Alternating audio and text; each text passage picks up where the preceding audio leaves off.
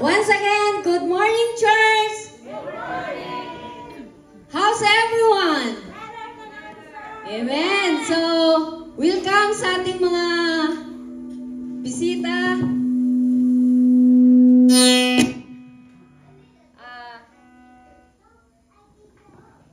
Mga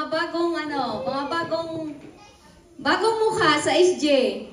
Pero palagi na silang nag-attend sa Stony Plain. Welcome, Sai. B-Boy, welcome sa Spurs Grove. Yeah. It's the first time na nag-attend sila dito. So,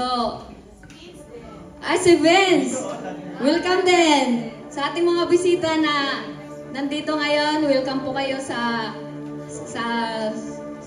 Spurs Grove Outreach Church. Kaya kung whatever na bumabagabag sa ating mga puso ngayon, just sit aside and focus to our living God. Sabi nga sa Joshua 1:5, no one will be able to stand against all the days of your life. As I was with Moses, I will be with you. I will never leave you nor forsake you. Amen? This verse is bold reminder that God's presence is greatest strength. Joshua was stepping into huge shoes and facing challenges for bigger than himself. But God made it clear he wasn't doing it alone. Amen? So church, let us rise up and let us open this in prayer. Yes, Lord. Heavenly Father, we praise you and we glorify you, Lord. For you are the light of our life and you are the source of our strength. Ama naming makapangyarihan sa lahat, narito po kami ngayon. Nagpapasalamat sa mga biyayang natanggap namin sa araw-araw. At ganun po sa mga biyayang ipinagkaloob mo po sa amin. Lord, thank you for the gift of life. Thank you for this chance po, Panginoon, na makapunta po kami dito and we can listen your word. Ama, we are not worthy to be in your presence today. But we ask for your forgiveness, Panginoon. Whatever inside our hearts, take it away, Lord. Forgive us. Cleanse our heart. Purify our heart. Make us worthy to be in your presence today, Lord. And Lord, seal this place with your precious blood, that no weapon formed against us shall prosper. Ama, ikaw po ang manguna sa bawat puso ng bawat isa na naririto ngayon, Panginoon. Open our hearts, open our minds, so that whatever words you want to impart to us today, ito po ay tumatak sa aming mga puso at isipan, at magamit po namin ito, Panginoon, as we walk this journey life. Maraming salamat po, Ama. Ikaw po ang maparangalan sa buhay po ng bawat isa na naririto ngayon. Holy Spirit, touch our hearts, touch every heart. Manguna ka po sa aming Panginoon. Buksan mo po ang aming mga puso at isipan. At itinataas din po namin sa iyo, Panginoon, ang aming messenger ngayong umaga na ito, na si Sister Nancy. Double portion of anointing po, Panginoon. Nawa po, Panginoon, bigyan mo po siya ng strength, boldness po, Panginoon, na maipahayag po niya ang mensahe mo po, Panginoon, with power po, Panginoon. Maraming salamat po, Ama. Itinataas po namin sa iyo ito ng may taos pusong pagpapakumbaba. Sa pangalan ng iyong anak na si Jesus. Amen. So, church, we can be seated and we will call our Ellie. We will call Ellie for presentation.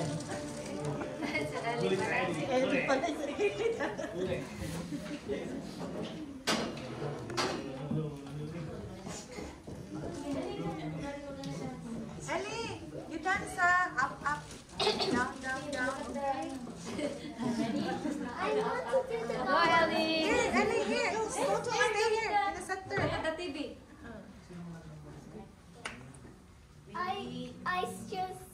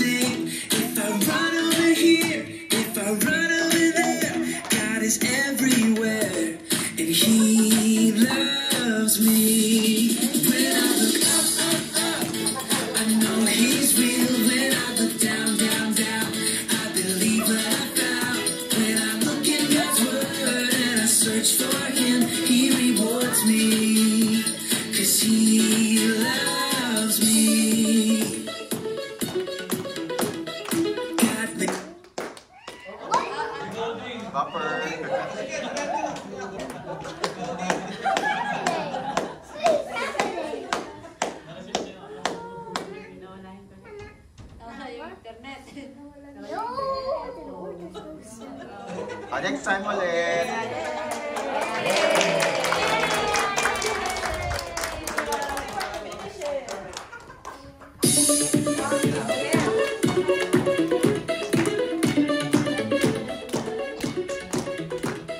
God made me, He made everything.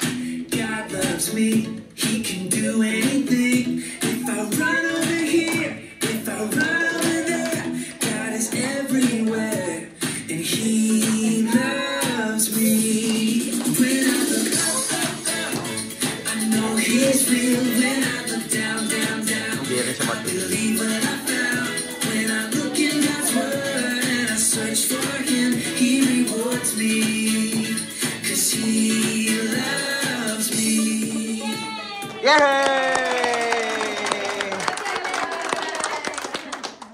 Very good. Very good. Praise God! Nakakatuwa naman tong tatlong to. Very excited sila. Thank you so much, Kelsey, Jewel, and Ellie. So, praise God sa kanilang mga buhay. Ano? In their early age, they know already how to praise the Lord. Amen? So, glory to God. So, I'm here today para mag-exhort naman ng giving. So, God gave me this reminder to share to you guys that giving is a measure of obedience, faith, and trust. So giving is not just about money. We all know that, right? It is a measure of obedience, faith, and trust in the Lord. When God asks us to give, He's not trying to take something from us. He's giving us a chance to show what is in us. He is showing us our capacity to trust in God, to obey Him, and to believe in His promises. Tama po ba? Because every time we give, we declare that we obey because we believe. Tama po? And we also declare that, Lord, I trust you more than my resources. I trust you more than what's in my hand. I believe you are my source, right? So that means we're declaring that our source is not our job. Our source is not our bank account. Only God Himself. That means every time we give, it's not about the amount, it is about the heart behind it. Amen? So just like the story of the poor widow that gave her talents or her pennies, the only pennies left, he gave it to the temple. That's all she had in her pocket, while rich people were donating large amounts. Jesus was observing that time, and He pointed out that that widow gave more than all the others because she gave all she had to live in, while the rich give out of abundance. So this story gave us the message that giving or being generous is measured not by the amount given, but by the sacrifice and heart behind the giving or behind that gift. In Malachi 3:10, God says, "Bring the whole tithe into the storehouse and see if I will not open the windows of heaven and pour out so much blessing that there will no room enough to store it." So this verse is not just a promise, but it is also a test or a measure of our obedience, trust, and faith. That also means that our obedience in giving open the doors to blessings that only God can provide. Amen? So when we give, even when it's not convenient, we show that our hearts are aligned with God's will. When we give out of nothing, or we call it sacrificial giving, we believe that God will provide our needs. When we release what is in our hands, we make room for what God wants to place there. Amen? That means obedience unlocks blessing. Giving becomes a mirror of our faith, and we all know that faith pleases God. And trust keeps us at peace. Amen? Knowing that whatever we give to Him, He can multiply far beyond our imagination. So that's why today, as we give, do it with our heart. A heart of obedience, a spirit of faith, and an attitude of trust. Always remember, giving is not about what you lose, but it is about what you're sowing in God's purpose. When you release what is in your hands, God releases what is in His. Amen? And His hands, we all know that it is bigger in ours. His hands never run empty. Tama po ba? That's why Luke 6:38 said, "Give and it will be given to you. A good measure, pressed down, shaken together, running over, will be poured out into your lap. For with your measure you use, it will be measured to you." Can you say it to your seatmate? Give and it will be given to you. One more time. Give and it will be given to you. And let's declare all together. A good measure, pressed down, shaken together, running over. Can we do it again? A good measure, pressed down, shaken together, running over, will be poured in my lap. Let's sing it again. A good measure, pressed down, shaken together, running over, will be poured into our lap. Because with the measure you use, it will be measured to you. So, praise the Lord.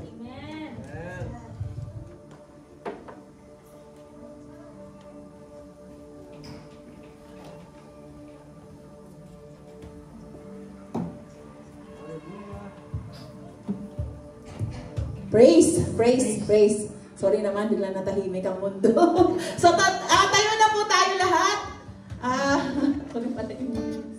Hallelujah. Praise God. So, are we ready to praise and worship the Lord? Amen? We all believe that God is here. Tama po ba? Is the Spirit of the Lord here? Amen. So that means where the Spirit of the Lord is, there is freedom. So there is freedom to worship, freedom to give thanks to the Lord, freedom to dance, and freedom to express our love to our living God. Amen. Kaya po, galaw-galaw tayo habang pinakanta at i-express natin yung laman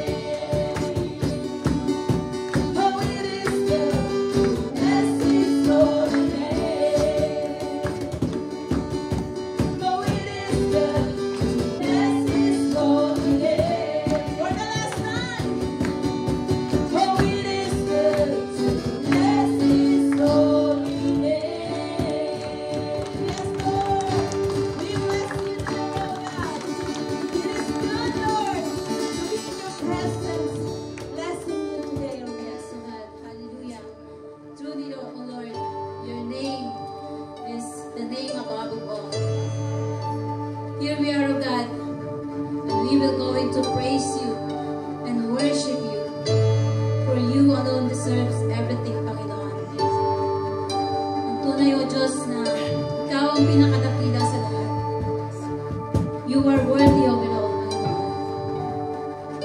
Church, samahan niyo kami at ating papurihan ng ating Panginoon sa umaga ito. At sa araw-araw na ating buhay. Ating ipahayag anuman ang mga kabutihan na nagawa niya sa atin. Na siya ang source ng lahat-lahat kung ano meron tayo. Purihin natin siya mula sa kaibuturan ng ating puso. Isubo natin lahat sa Kanya. For He is worthy. He is worthy of all our praises. All the saints and angels bow before your throne. All the elders cast their crowns before the Lamb of God and sing. Sing it one more time. All the saints and angels bow before your throne. All the elders cast their crowns before the Lamb of God and sing, You are worthy of it all. You are worthy of it all, yes you are. For from you are all things, and to you are all things. You deserve the glory. Yes, Lord, you are worthy, Jesus. You're the King of Kings, the Lord of Lords. We magnify you, Jesus. Come on, church, with every voice, we'll sing. The saints and angels bow before your throne. All the elders cast their crowns before the Lamb of God and sing, You are worthy of it all.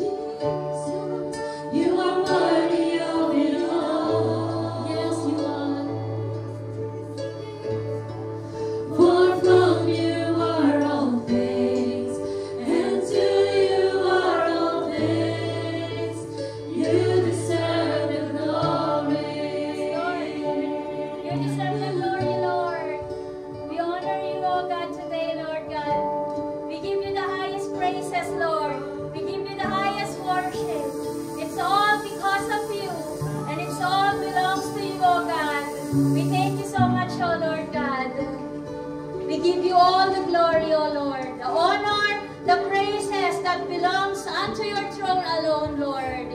It is all for you.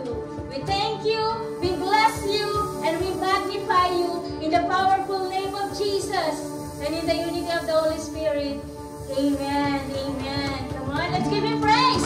Amen. Praise be to God. So let's just remain standing for a while. Yung mga kapatid. Praise God. Praise the Lord. And it's so good to worship and give him praise. Amen. So before we all sit, let's all just stand for a while. And may I ask everyone to just shake your hands. Shake it, shake. Shake your hands, shake. Let's just do it in 10 seconds. Shake, shake, shake. Yes, praise God. Amen. Amen. Glory, glory to God. Amen. Amen. Praise God. Thank you so much. Salamat sa kooperasyon, mga kapatid. Makakaupo na pong lahat. It's just like, wala lang, binigyan ko lang po kayo exercise. Yeah. So, praise be to God. Amen. So, glory to His name alone. So, the message of the Lord for all of us this morning is somehow about shakening. Shakening. So, all of us are Filipino here. Ayan nyo. Praise God. Praise God. So, we are all aware of what Philippines, our beloved nation, had gone through for the past few days. Amen? So, literally, a lot of shakening felt from north to south, from east to west. So, mga kapatid, after the strong magnitude 7.5 hits Davao Oriental, lots of aftershock was felt from different places in the country. There is lots of aftershock in various places that experience in our country. And it might cause tsunami, di ba? It can, they gave them the warning for a tsunami. So, shakening or natural calamity. Pero mag-focus tayo sa shakening. Shakening is what we cannot control. We cannot control it, di ba? We cannot say, Lord, hanggang magnitude 5 lang ang kaya namin. So, hanggang dun lang kami, Lord. Huwag mo kami bigyan ng more than 5. So, other than that, hindi na namin kaya. We can deal with the magnitude 3, magnitude 4, but 5 upwards, we cannot. We cannot say that to Lord. We cannot do that, mga kapatid. We cannot control that, di ba? We are unable to control that. But only God knows, and only God has the power to whether increase it, intense it, or stop it. But you know, brethren, the level of shakening is not the issue here. The level, kung yung level ng shakening, is not the primary concern here. So what matters most is how deep and how strong our foundation whenever there is shakening or not. It is how the level of our faith. So our scripture for today can be found in the book of Luke, chapter 6, verse 46 to 49. So I'm going to read it in New King James Version. So mga kapatid, allow me to read it and you can follow me on the slide. So verse 46 to 49 of the book of Luke, chapter 6. But why do you call me Lord, Lord, and not do the things which I say? Whenever comes to me, and hears my saying, and does them, I will show you whom he is like.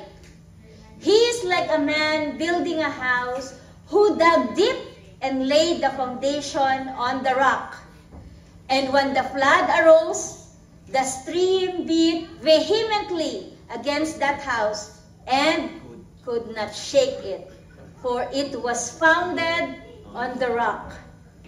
But he who heard and did not nothing is like a man who built a house on the earth without a foundation, against which the stream beat vehemently, and immediately it fell.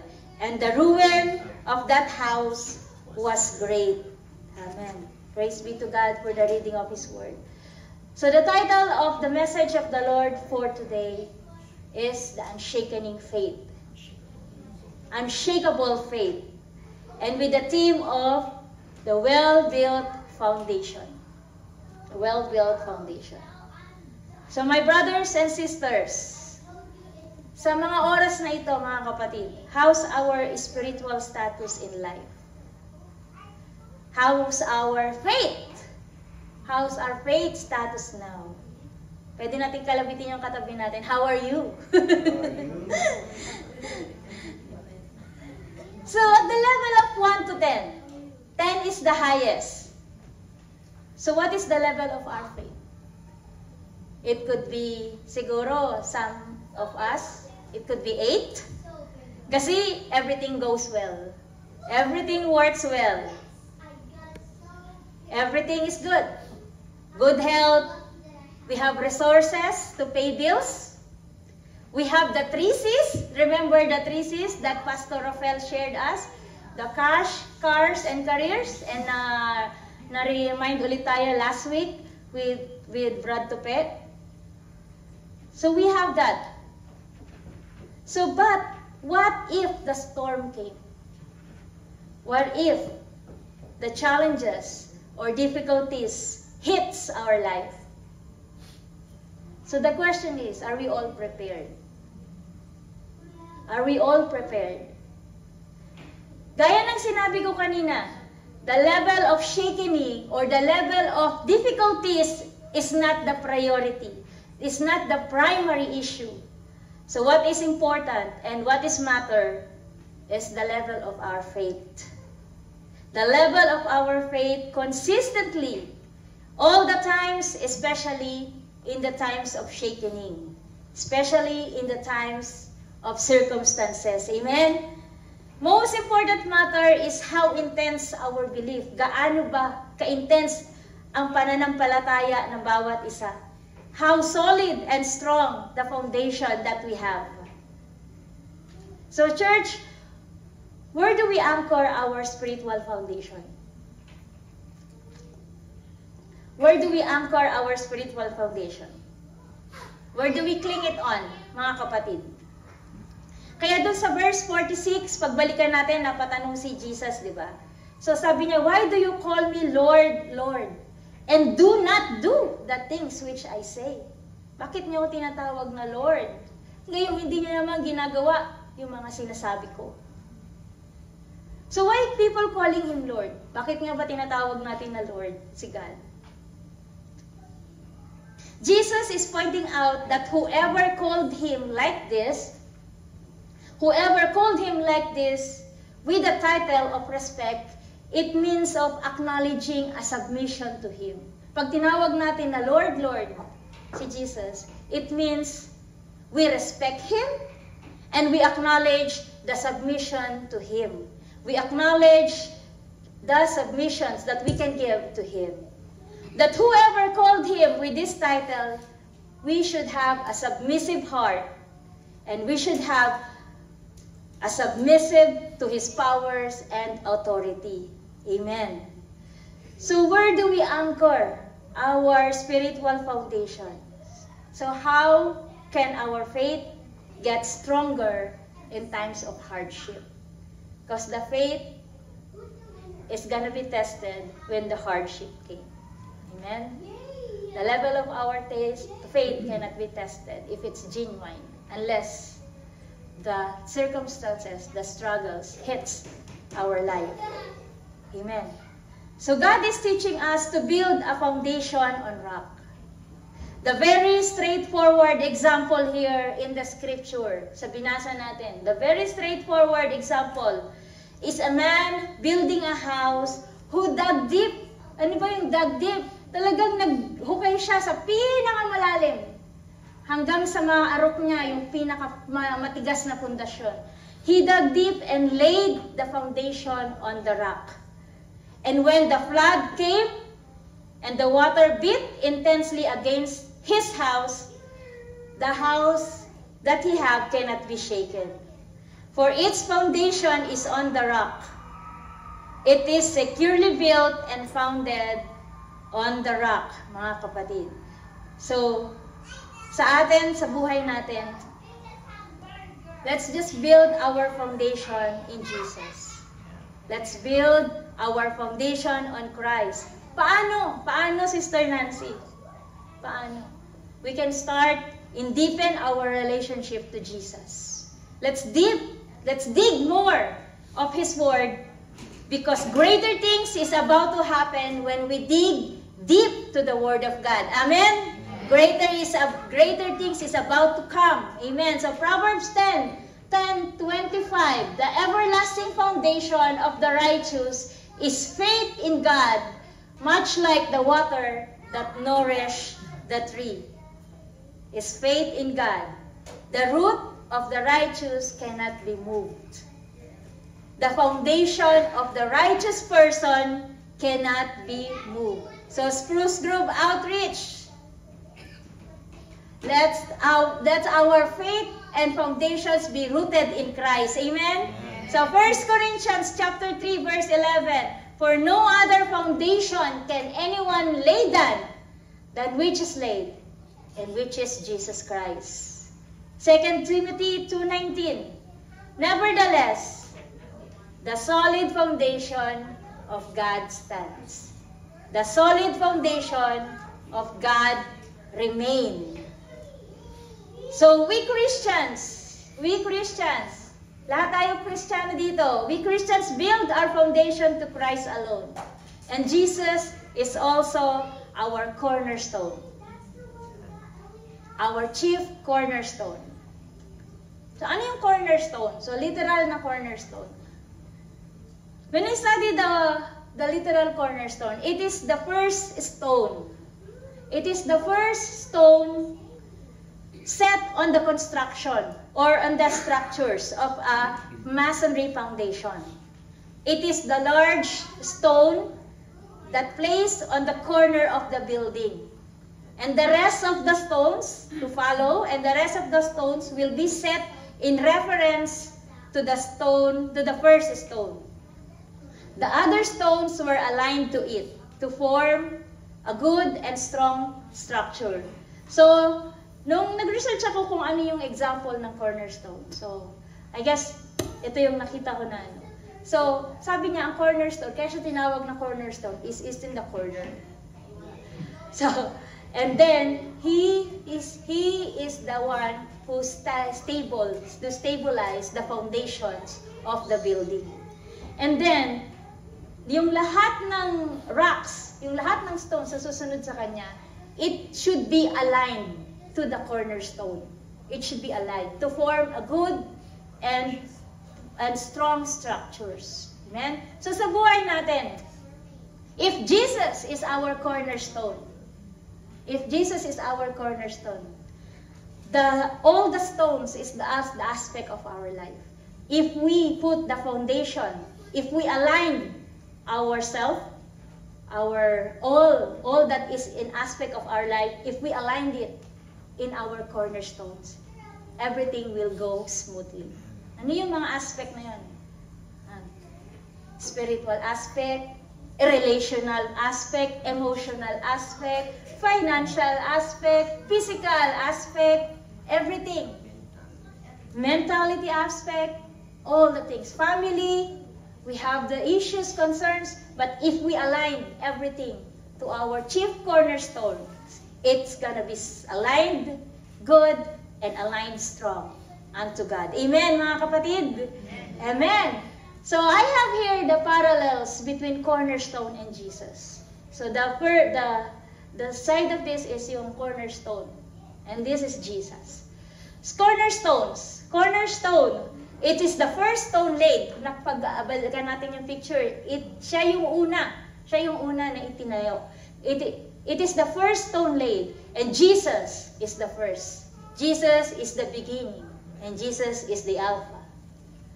Second one is cornerstone is the most important part of the foundation. Cornerstone is the most important structure of the building.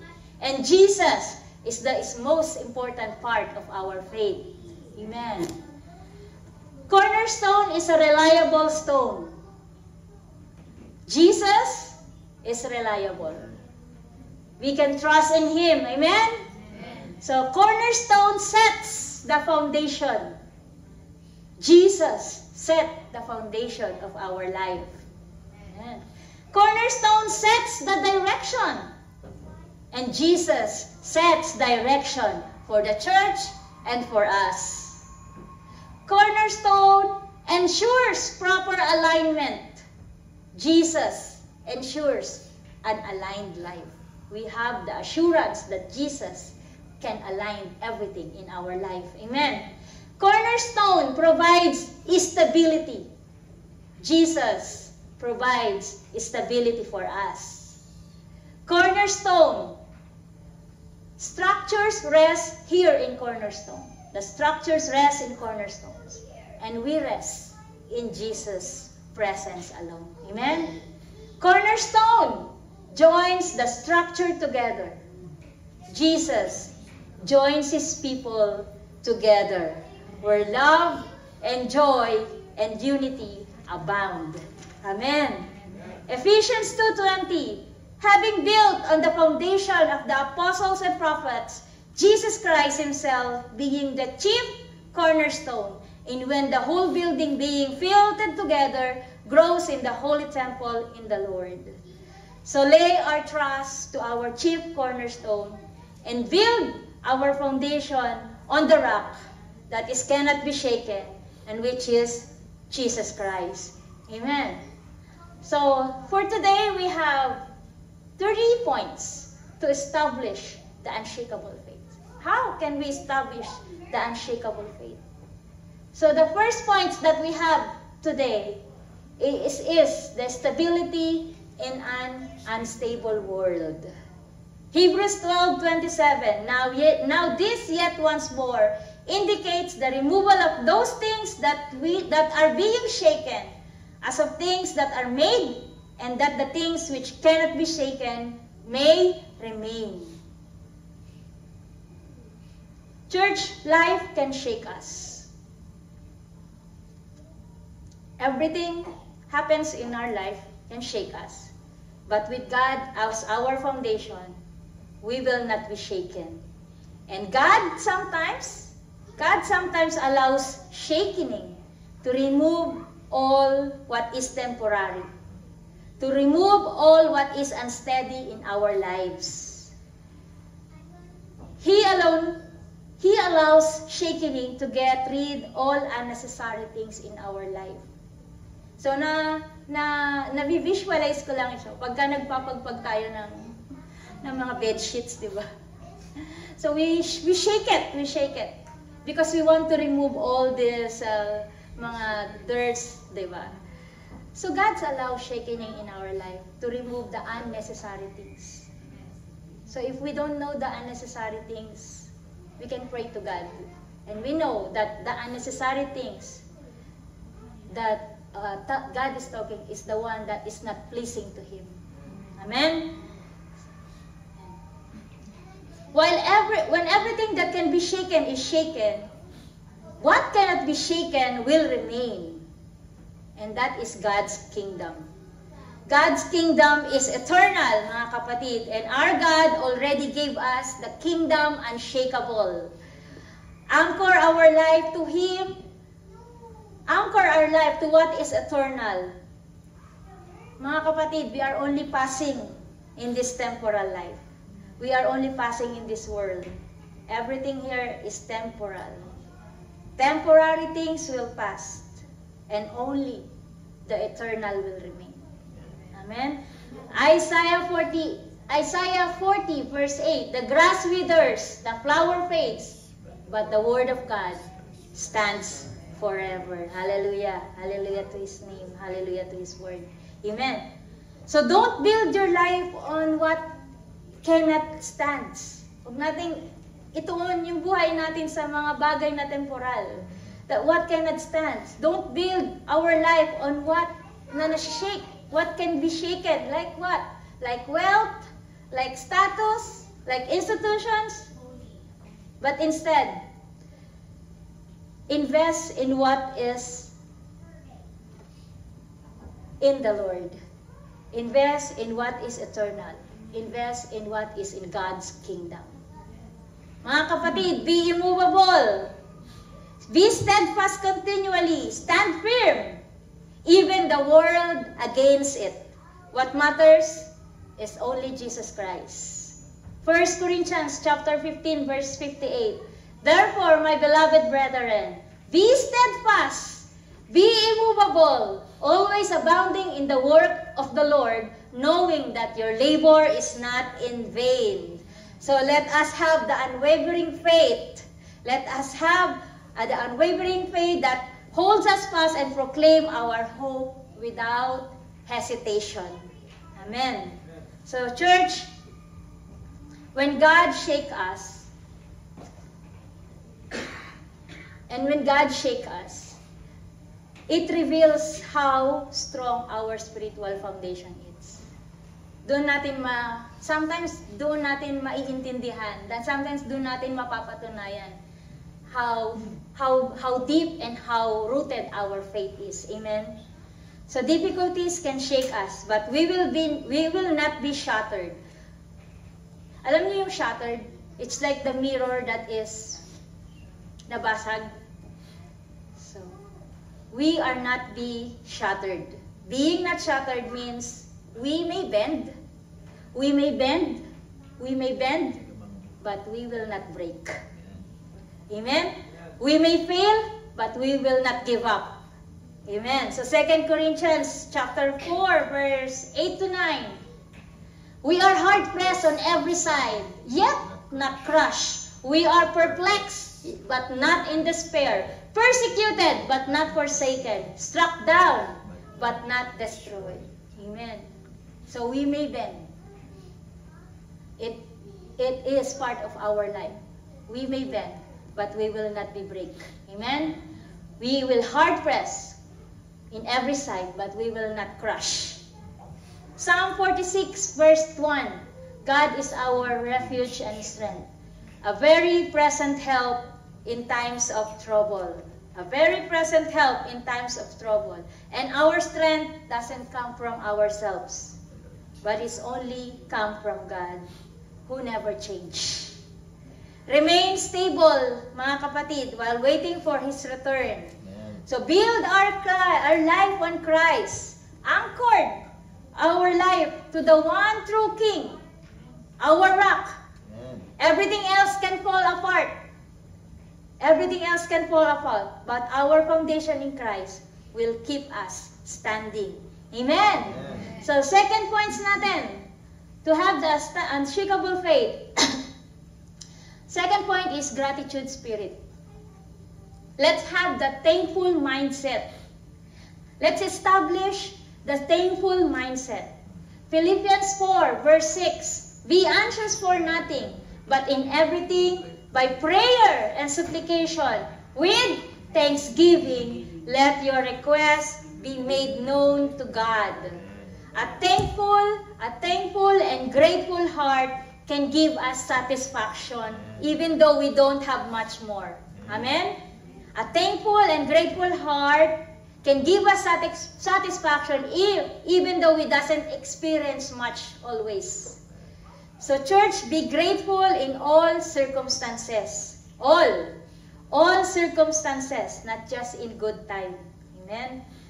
Sabi ng God, 1 Thessalonians 5, verse 16 to 18.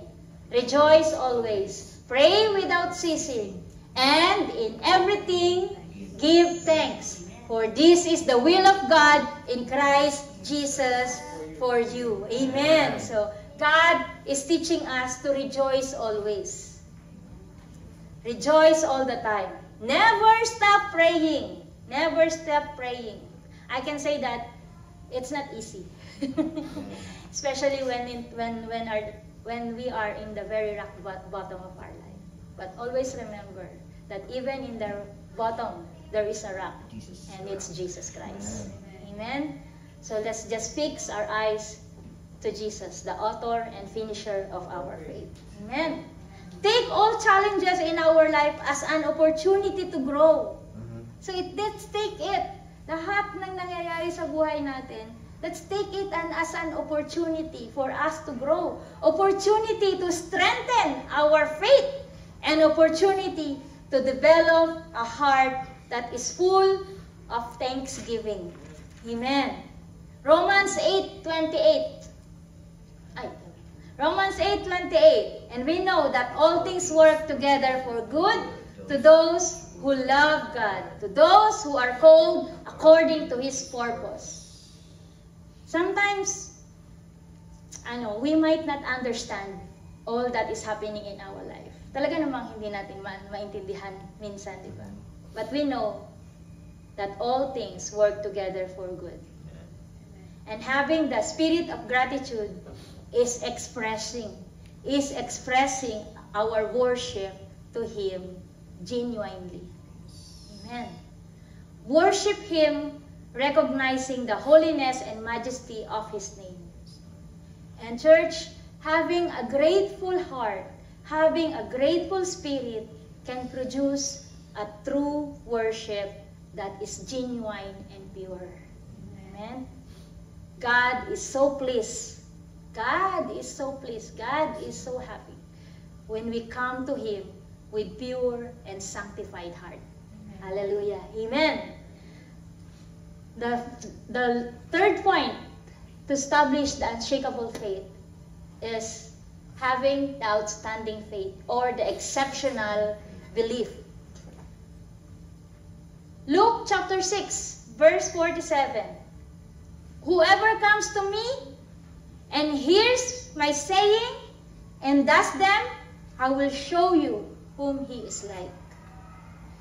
3 action words. Comes, hears, and does. Amen?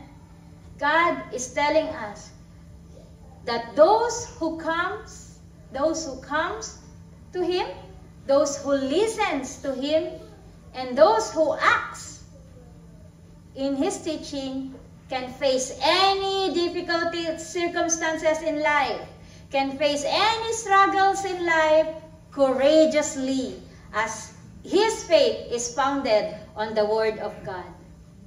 Hearing and doing His teaching is substance to establish a strong faith, because faith comes from hearing and hearing the Word of God. And faith comes from obeying it without hesitation. Amen? Amen. So we're gonna run in endurance. Amen. Faith includes submission and obedience. Faith comes from obeying without hesitation. Hirap, no? Sometimes. Di ba, sis? Because sometimes there's a big question mark in our life. Lord, bakit? Lahat tayo dumaan dyan. Lahat tayo na-experience yan. Different levels, different scenario, different situations. Sometimes family, sometimes physical, and sometimes our status, we don't know. So there's a big question mark that can waver our faith, diba? But faith comes from hearing and hearing the Word of God.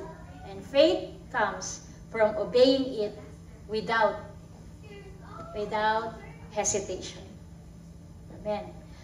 Outstanding or exceptional faith includes submission and obedience. Submission and obedience to our strong foundation, Jesus Christ. So we must have an obedient life. So it's to establish the unshakable faith, we must obey His word. Acknowledge His sovereignty in all aspects of our life.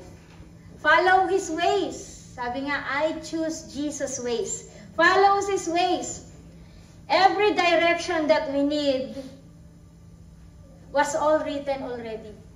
Every direction we need was all written in the Bible. It is up to you, it's up to me, if we will gonna live according to His ways. Amen? Obedience may not easy. Obedience will always be a progress. And obedience, sometimes, sabi ko nga, so hard. So hard. Especially when we don't see the future. But obedience, mga kapatid, obedience show love. Obedience show love. John 14:15, if you love me, sabi, si Jesus na nagsasalita dito, if you love me, you will keep my commandments. Obedience shows our love to God, and obedience brings blessings. Obedience unlocks miracles. Obedience follows deliverance, provisions, and transformations. Amen. Amen. Luke chapter 11 verse 28. Blessed are those who hear the word of God and keep it. Our obedience strengthens relationship with God. So, let's have the exceptional faith. Let's level up our faith. We know that we have the faith, but God is telling us to have the exceptional or outstanding faith kasi the greater things is yet to come. Amen? So I have here, what sets exceptional faith apart? I believe in faith. Maraming mga stories sa Bible that sinabi ni Jesus, the oh yeah, little faith sa mga disciples niya. So us in here, let's just level up our faith. Let our faith be progressive. Amen? Ordinary faith. The ordinary faith believes when it's easy. The exceptional faith believes when it's hard. Amen? Ordinary faith wait for signs. But exceptional faith acts on God's word. So we rely on God's word. Amen? Ordinary faith trust partially. Aray ko po, as natamaan ako dyan, because sometimes we trust God, not 100%, diba? 50%, 80%. Depende sa sitwasyon. Ordinary faith, trust partially. But exceptional faith, sabi, trust fully. Trust fully. Ordinary faith, waver in trials. Nagsisegue in trials. But the exceptional faith, stand firm in trials. Amen. Hallelujah. So church, to establish the strong faith or unshakable faith, we should have the stability life in an unstable world. Be stable, church. Let our belief be immutable. Grow more in God's word as Jesus is only stable. Jesus is only immutable and faithful God that we need in this unstable world. Only Jesus is we need in this darkest world. So trust in God fully. Trust in Him, for His promise and word is unchangeable. Gratitude spirit. A mind and heart full of gratitude. A mind and heart full of gratitude. Even when we don't see what is about to happen. Rejoicing always and giving the worship that is due to Him. Amen? Giving the worship that is due to Him.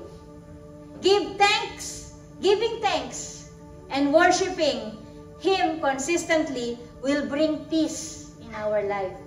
The peace of God, which surpasses all understanding, and that will guard our heart and minds through Jesus Christ alone. Amen.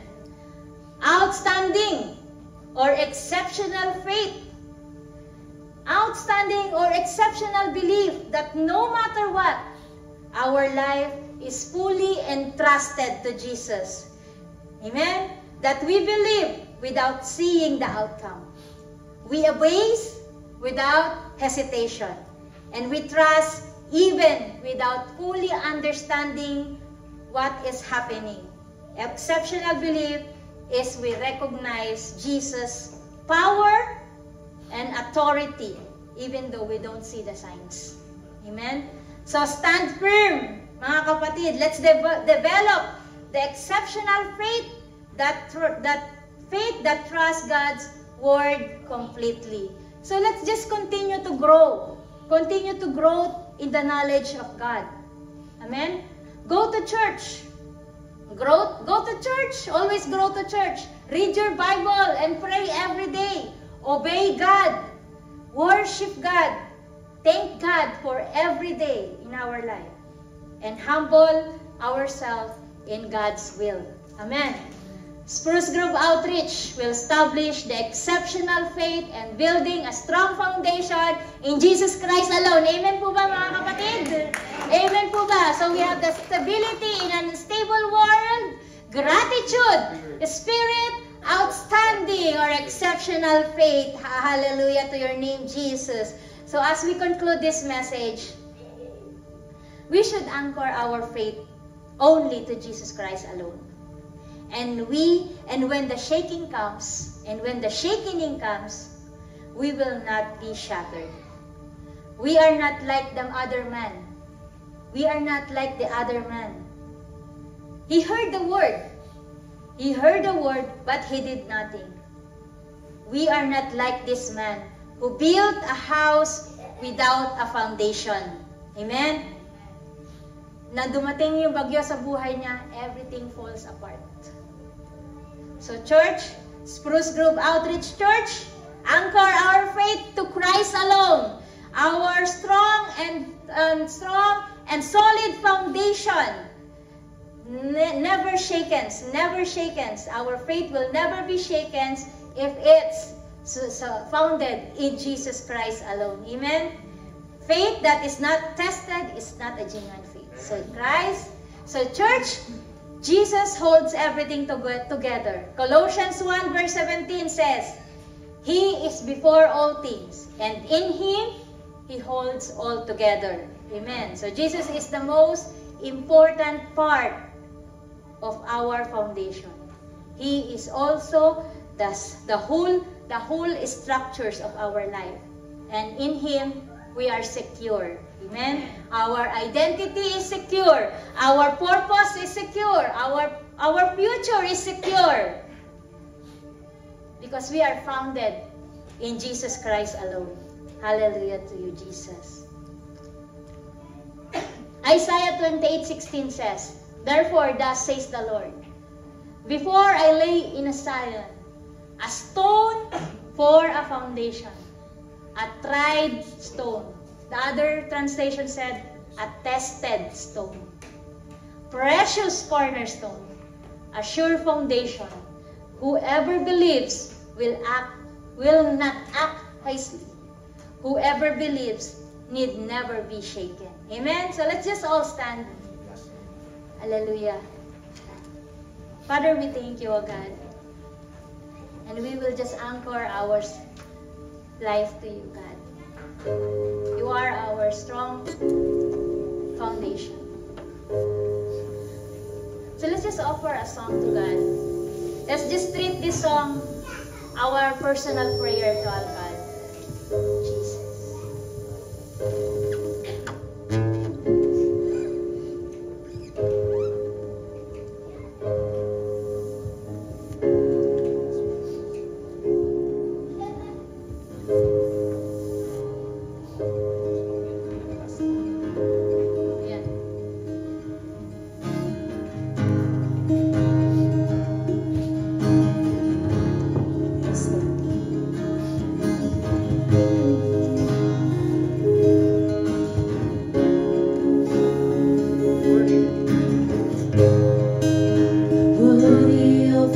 Song we could ever sing,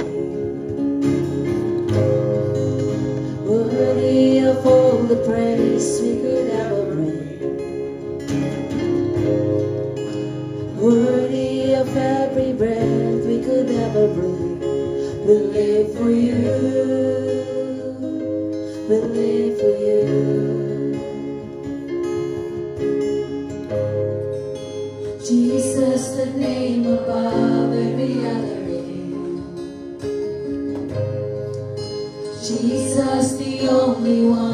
who could ever say, worthy of every breath we could ever breathe, we'll live for you. We'll live for you. And holy, there is no one like you. There is none beside you. Open up my eyes and wonder.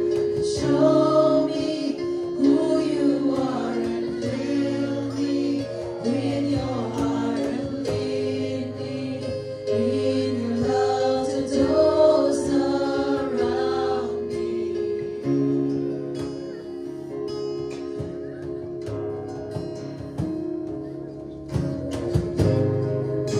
Jesus, the name above every other name.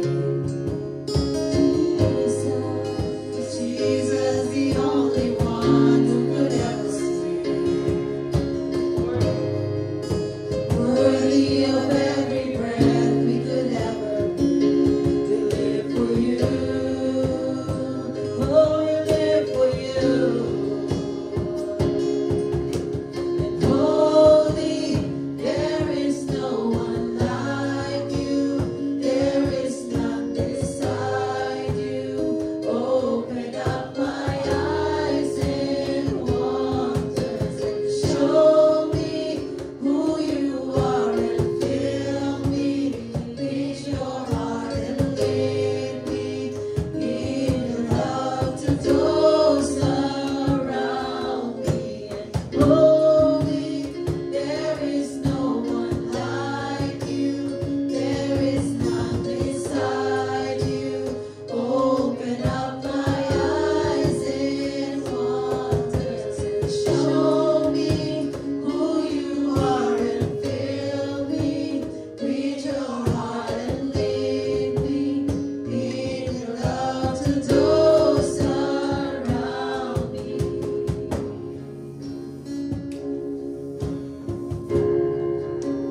Lord, salamat Panginoon sa mensahe, Lord God, na pinadalo niyo po sa umagang ito, Panginoon, sa the life of Sister Nancy. Thank you so much for reminding us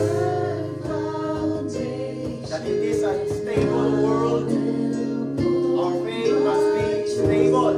And thank you so much, Jesus, that you are the chief cornerstone of our faith. And all our aspects of our lives are anchored in that cornerstone. Church, it's not an accident that you hear these words. That's why I'd like to encourage you once again. If your faith is wavering right now, if your faith is unstable, anchor that faith in the Lord Jesus Christ. If you're in the rock bottom, as you hear the one ago, call the person in that rock. Jesus is the rock. Wherever we go, rock, bottom man yan, or wherever, saan man tayo tago, saan man tayo tatago, God is everywhere. God is all powerful. God is all knowing. Even though you don't say it to God, whatever your problems, trials right now, He knows it. He knew it. That's why as a father, He wants you to bring all those concerns, all His cares to Him. Because He said that if you bring those all cares, He will give you a rest. He give you comfort. So be sure, church, that you have the stable foundation, and that's the Lord Jesus Christ. And we hear that in all circumstances, not only good, but including bad, including the situation that we cannot understand, be a generous person. Always say gratitude. Lord, thank you. Even all the trials that we encounter right now, because we hear very clear that a genuine faith is a tested faith. So be thankful for the testing trials that you're having or facing right now, because God is wanting you to have a genuine faith, the faith that lasts. Because the Bible is very clear, those who endure, those who persevere up to the end will be saved. Turn that ordinary faith into outstanding faith. A faith that trusts God even in hard situations. Thank you so much, Lord, for reminding us once again that we have this unshakable faith. Thank you so much, God. Church, if you have we still have time. If you have prayer requests right now, we can pray for you. Whatever prayer request is that, we can pray for you. Just come in the front. If you have urgent prayer requests, if you have prayer items that needs to be prayed, we can do that. We can help you. Amen? Or kung meron man kayong pinagdaanan ngayon, bring it to Jesus' feet. And the Word of God says, delight continue in the Lord, and He will give the desires of your heart. Amen? Believe that. God, whatever na pinagdaanan ko ngayon ng mga kapatiran, brothers and sisters right now, Lord God, you know them very well. You know them very well, God. That's why, Lord, we pray and declare that their prayer requests will come to pass, will be answered, Lord God, in your perfect timing. And Lord, right now, those people, Lord God, na naghihintay ko ng approval, ng work permit and permanent residency, Lord God, we legislate in heavens. It is approved, Panginoon. Lord, show us again your miracles, Lord God. Yung mga ginawa niyo po sa amin, Panginoon, na you turn impossible to possible, Lord God. Yun din po, iparanas po sa mga kapatid, Panginoon. Naghihintay na ka ng mga approval, Lord God. Even mga kapatid namin, Panginoon, na wala pong status, Lord God. You give a way, Lord God. You make a way, Lord God. Because we believe, Lord God, as we make room for Jesus, you make a way for us. Thank you so much, God. And we declare right now approval of work permits, permanent residency, Panginoon, in Jesus' name. And Lord, whatever, Panginoon, di po naranasan namin physical ailment, Lord God, deficiency, Lord God, we declare, because you said in your words, by your wounds we are healed. That's why, Lord God, we put the blood of Jesus in our lives. And we declare, Lord God, whatever na sinabi niyo po sa inyong Biblia, Panginoon, we believe that if we put the blood of Jesus in a doorpost of our hearts, we will be passed over by any sicknesses, Lord God, malignancies, Lord God, whatever diseases, Lord God, it will be passed over to us. And we declare that right now we are all healed, Panginoon. In all areas of our lives, Lord God, emotional, physical, relational, Lord God, mental, Lord God, physical, financial, we are all healed in Jesus' name. In Jesus' name. Thank you so much, God. Indeed, you are Jehovah Jireh, the God that provides, Panginoon. Lord, whatever circumstances that we're having right now, we give it to you. Ikaw na po bahala, Panginoon. We believe that you never leave us, never forsake us. And your promise, Lord God, that we must be contented of what we have, because the promise, you said, you never leave us, you never forsake us. God, salamat po sa hapong ito, sa tanghaling ito, Panginoon. Salamat sa buhay ng aming Deaconess Nancy, Lord God, that stepped up to her calling to be the vessel of your words today, Lord God. Lord, ibalik mo po sa kanya, Panginoon, ang mga nawalang lakas sa pag-aaral ng mga salita niyo po, Lord God. At ibalik niyo po, Panginoon, ang blessing sa whole mga Katakay family na nagpagamit sa iyo, Panginoon, of all the household of mga Katakay family, Lord God. Lord, even, Panginoon, yung mga nag-step up today, Lord God, si Brad Jordan, Sister May, Lord God, Lord, thank you for your lives. And we believe, Lord God, we heard a while ago that our labor is not in vain. At sa mga Panginoon, sa mga kapatid, Lord God, that nag-iisitan pa rin, Panginoon, na mag-serve sa iyo, Lord God. Lord, we hope and pray that convict them. Convict them, Lord God, that they gonna surrender their lives and they're gonna be sold out in serving you. Panginoon, no more hesitation, no more partial trust, no more partial obedience, but fully obey, fully trust unto you. Lord God, thank you so much. We are having right now that inexpressible joy. The joy that is not affected by the surrounding, Lord God, because that joy is eternal. Thank you so much, God. And Lord, as we raise our hearts towards heaven, first and foremost, Lord God, we hope and we pray the manifestation, the fruit of the Spirit in each and every one of us.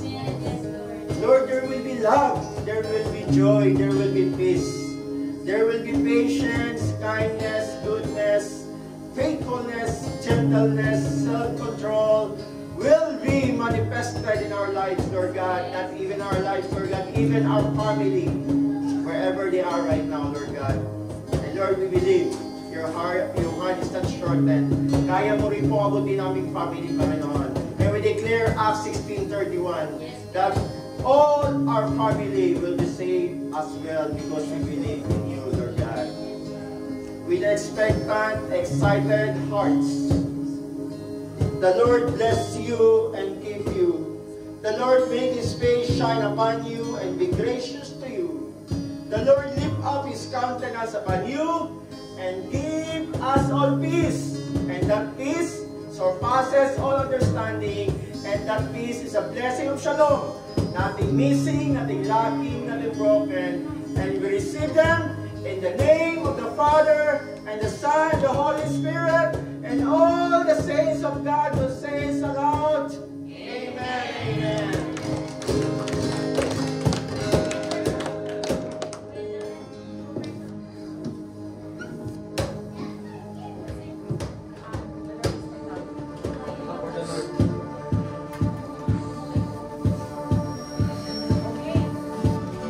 Okay, let us give thanks again. Let us end this fellowship with thanksgiving and acknowledging Him as our tower. Amen? Amen? So come on, let's dance. Come on. Hey!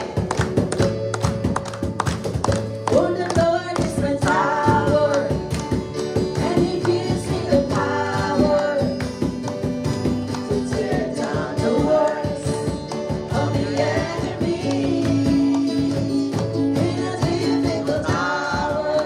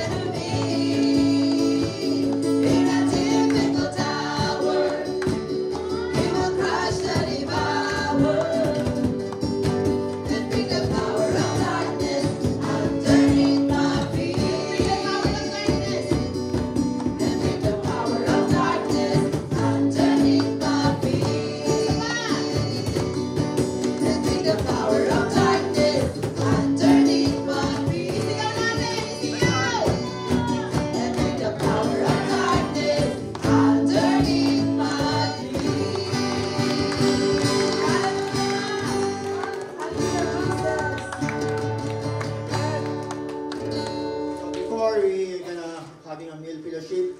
We pray for the couple who celebrated their wedding anniversary. PLP, Pastor Lyndon and Susie, Madam Sue. So before we pray for tithes and offering po muna. Lord, thank you so much for the opportunity and privilege na maibalik po namin ang nararapat po sa inyo, Lord God. Salamat sa mga employer namin. Even kung may mga businesses kami, Lord God, thank you sa aming mga clients. And Lord, continue to bless our employers, our clients, Lord God, so they will also be a blessing to us. And our lives will be a blessing to others, Lord God. Lord, we hope and pray as well, Lord God, that these finances will be used only in the furtherance of your kingdom, especially, Lord God, reaching out lost soul and sustaining your ministry entrusted to us, especially the Great Commission. Thank you so much, God. Thank you in Jesus' name, amen. And we lift up Pastor Lyndon and Sir Susan, Lord God. Lord, thank you so much that you are the center of your relationship. And I know, Lord God, na meron mga pagsubok along the way, Lord God. But Lord, thank you so much for giving them both humble hearts. Na handang magpakababa, Lord God, whoever ang may fault, Lord God. It's not matter most, but it's their humility that matters, Lord God. Lord, patuloy mo silang turuan. Patuloy mo silang i-mold, Lord God, as you want them to be. And Lord God, continue to anoint them, Lord God, mightily. And Lord, hope and pray, Lord God, they will continue to be the source of blessing to others. And Lord God, that they will continue to do good works. So people will know that there is God and glorify you as well, Lord God. Thank you so much, and pagpalain mo po ang kanilang buong sambahayan, Lord God, at pagpapalang siksik, liglig at tumaapaw, Panginoon. Salamat, Lord God, and we hope and pray, Lord God, till death do us part, for better or worse, sa kanilang buhay, Panginoon, until they will call you will call them home, Lord God. And Lord, thank you so much, and continue to be manifest yung spirit po, Panginoon, ni Aquila and Priscilla sa kanilang buhay, Lord God. Yes. Sold out po ang kanilang pagsiserve sa iyo, Panginoon, as a couple. Thank you so much, Lord. In Jesus' name, amen. Amen.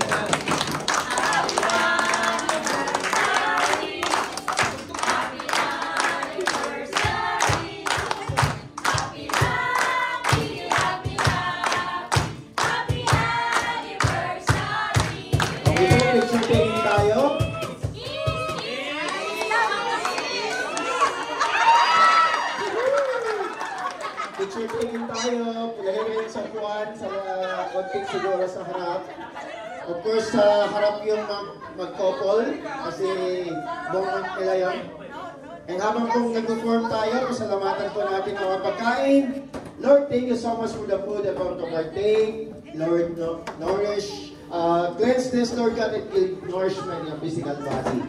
At salamat, Panginoon, sa mga nagpagod na mag-prepare ng mga pagkain ito, Panginoon. You know their hearts, Lord God.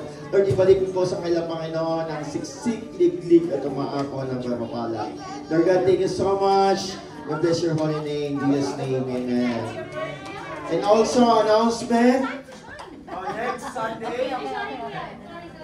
Next Sunday po, ang aming pong venue ay sa upper room.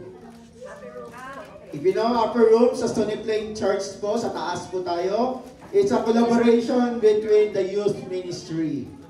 So 10 a.m. din po. 10 a.m. So, don't forget, mark your calendar on Sunday at 10 a.m. at upper room, Stony Plain Church. Sa taas po, sa taas. Sarong tumalaga. Sarong ko na sa.